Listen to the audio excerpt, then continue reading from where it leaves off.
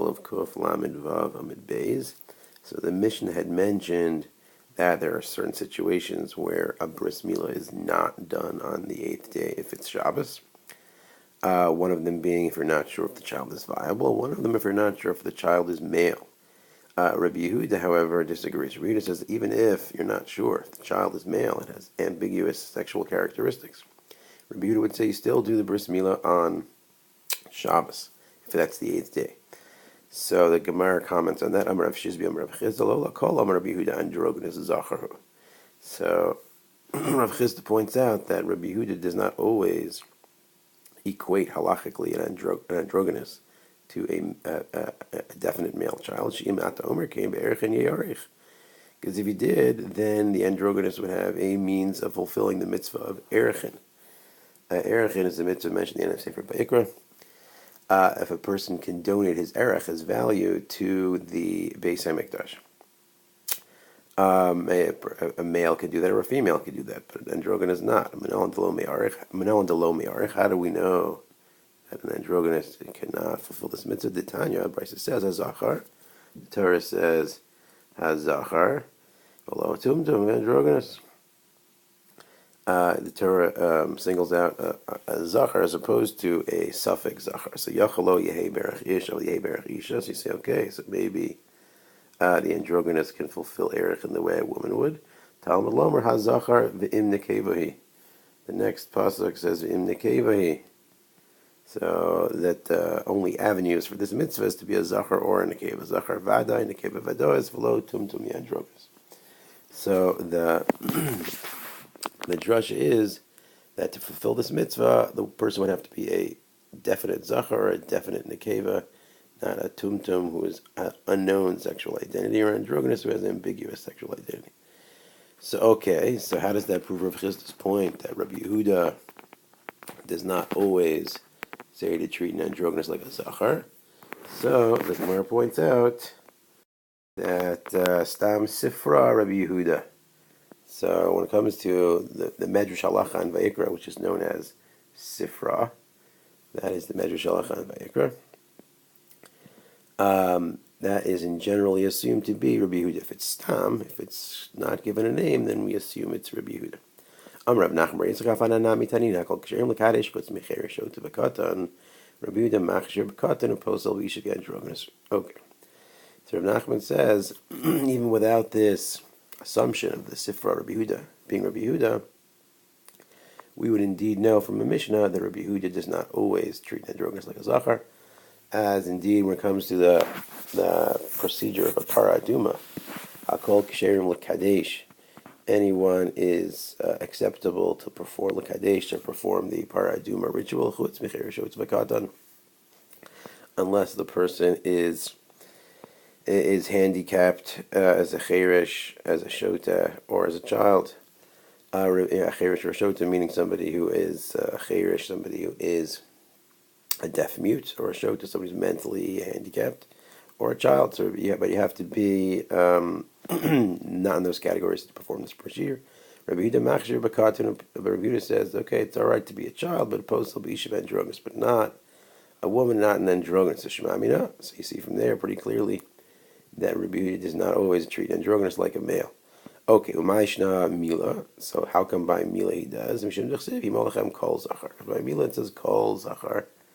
It's a more inclusive term, that even a suffix zachar would have a bris mila even on Shabbos. Okay, next Mishnah. Misha Yelushnei Tinokos Echad Lamul Achar Shabbos V'Echad Lamul B'Shabbos V'Shachach Omal Es Shal Achar Shabbos B'Shabbos. Interesting situation. There are two children, maybe twins or neighbors or whatever the case may be. One was born on Shabbos and one was born on Sunday. So the next weekend, one bris milah is supposed to be on Shabbos, one is supposed to be after Shabbos, but there was a mix-up, there was confusion, and the Sunday baby got the bris milah on Shabbos. So now what? So now the milah was done, which involves malacha, and was done on a child who was only 7 days old. So the Mishnah says, in that case, the mohel is chayiv, right? The mohel was mechal Shabbos, and it was not a mitzvah. Case number 2, Echad lamul be'erev Shabbos, ve'echad lamul b'Shabbos. So a slightly different situation. Two babies, one born on Friday, one born on Shabbos. V'shachach u'mala shel erev Shabbos b'Shabbos. So now you also had a mix-up. And the Friday baby was given the bris milah on Shabbos. So in that case, Rabbi Elazar agreed. It still says you're chayav b'chatos. Rabbi Yeshua says in that case you're pater, as we'll discuss why Rabbi Yeshua would say this is different than the first case. Okay, Gemara.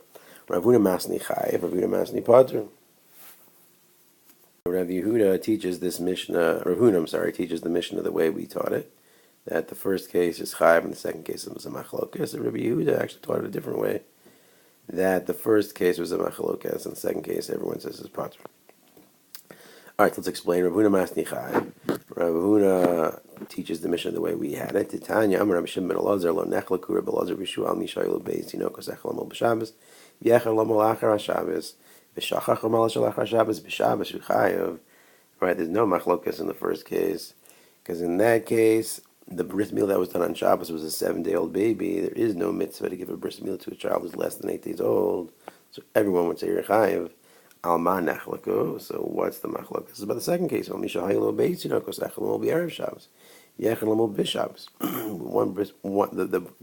incorrect bris milah was done not early but late. The one that should have had it on Friday had it on Shabbos. So to have a bris, we're supposed to have it on the 8th day, but sometimes you do it later for various reasons. It's still a mitzvah. Rabbi Elazar says, okay, you're still chayav chatas because you're still chal Shabbos. The bris milah was not done on the 8th day, even though it's a mitzvah. It's not docha Shabbos. So if you did it on Shabbos, you did a malacha on Shabbos without. Now, if it was a mistake, you're not going to get skila, but you're going to have to bring a korban chatas because this was a unsanctioned malacha on Shabbos to be chayav a korban. Rabbi Yeshua poter. Rabbi Yeshua would say, actually, you're pater. Interesting that you should be pater. You did do a malacha on Shabbos without it being appropriate. But as we'll see, Rabbi Yeshua seems to assume that the fact that you were trying to do a mitzvah would actually exempt you from a korban. And both Rabbi Elazar and Rabbi Yeshua, they reached their conclusion based on a comparison to the Isser of Avodah Zarah. Rabbi Eliezer Savar Bavodas Kochavim.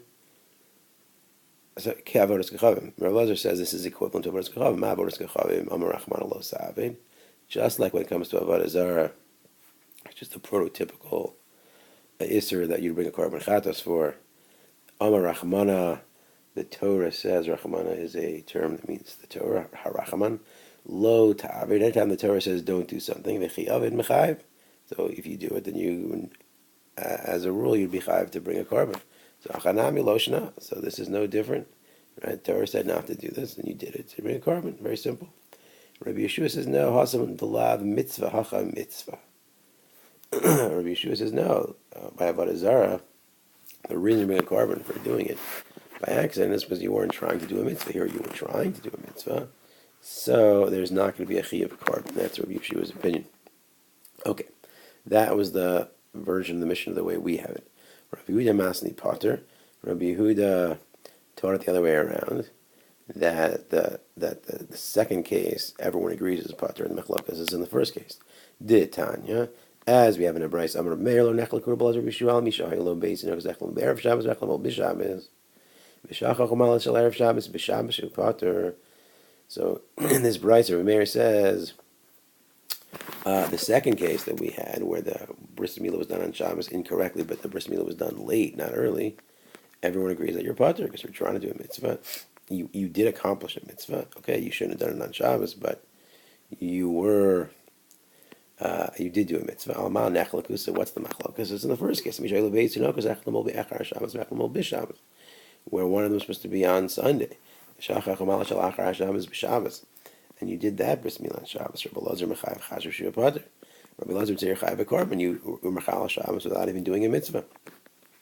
Rabbi Yeshua in this version would say pater, even though you didn't accomplish a mitzvah. According to this version, Rabbi Yeshua exempts the person not because he accomplished a mitzvah, but because he meant to do a mitzvah. That's enough in this version. Ushneim lo lamdu elo me'avodas kochavim. And once again, both sides of the machlokes come from a comparison to avodah zarah. Rabbi Elazar savar ke avodas kochavim. Ma avodas kochavim amar rachman lo savein mechi avin mechayev. Chanami lishna. Rabbi Elazar says it's like avodah zarah. It's like avodah zarah. The Torah says don't do avodah zarah. You did avodah zarah. You're gonna have to bring a carbon. So this is no different. Rabbi Yeshua hasam lo tarid mitzvah hachat tarid mitzvah. Rabbi Yeshua says no. And with avodah zarah, you're not trying to do a mitzvah. Here you're trying tarid, meaning you're involved in a mitzvah, even though unfortunately you did not accomplish a mitzvah. But that was your intent, and that was what was preoccupying you, and that's why you made a mistake, and you are not held accountable to bring a carbon. Okay. Tani Rabbi Chia Omer Hayir B'Meir Lo Nechlik Rabbi Elazar Yeshua Al Mishahay Lo Beis Tinokos Echelon L'Erev B'Shabbos Yechelon B'Shabbos. As a third version of this machlokes, Rabbi Chia quotes Rabbi Meir that Rabbi Elazar and Yeshua both agree on the case where it was a Friday baby and a Shabbos baby, V'shachach Hamal Shel Erev Shabbos B'Shabbos, and you switched them. And you did the Friday baby on Shabbos, Shu Chayev. Everybody agrees that you did the Friday one on Shabbos. You did the bris late. In this case, in this version, everyone agrees that you're Chayev. So that's different than the first two versions. Alma Nechlako.